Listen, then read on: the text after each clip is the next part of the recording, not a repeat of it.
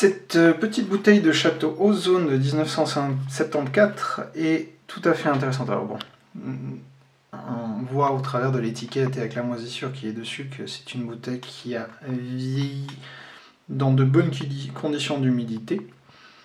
Ce qui est surtout intéressant, c'est de regarder le bouchon par rapport à son évolution dans le temps.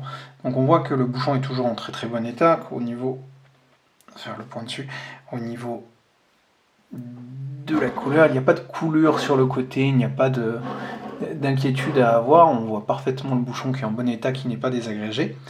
Seul petit détail, c'est que l'on voit bien ici qu'il y a un petit renfoncement.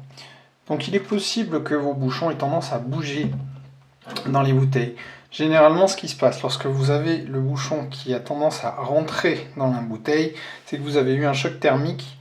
La bouteille est passée probablement du chaud vers le froid. C'est ce qui a fait descendre le bouchon.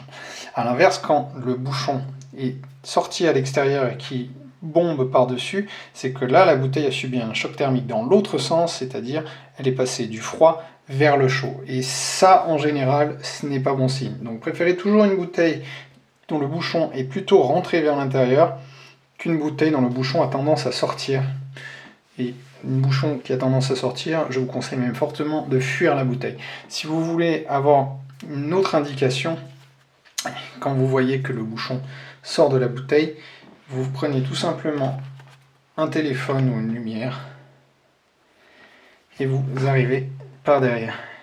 Et grâce à ça, vous arrivez à savoir si le vin a évolué d'une couleur caramel marron. Pas forcément évident. Voilà, ici on voit que le vin est quand même bien rouge, malgré l'âge de la bouteille. Il n'y a donc pas d'inquiétude à avoir.